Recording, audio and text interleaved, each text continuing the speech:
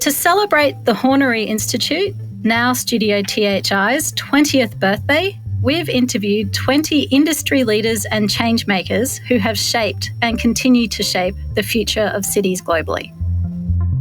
We invite you to listen to our Voices for Change interviews and reflect on what you could amplify in your own practice to shape a more sustainable future for all. All across the world, when we see the response to the threat of climate change and the need to become resilient, it is at that municipal city level where practical, tangible, real ideas are coming to life.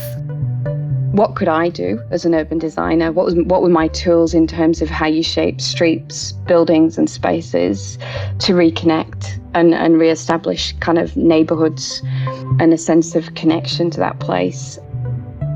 I think the things that matter most to me, and I've seen over the last 20 years, are the ability of cities to adapt. One thing is certain, we're not going to have the time to rebuild our cities in a new form to meet the future.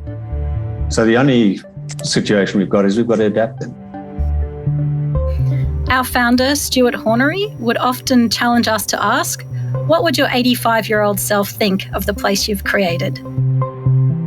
The question for me was how in 50 years or 100 years' time we look back and see what did we build that had real kind of community legacy.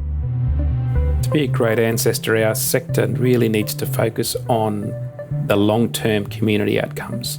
The problem with the urban sector is we don't have that driver front and centre. It gets confused or obliterated by the day-to-day demands. To be a great ancestor, you've got to really care.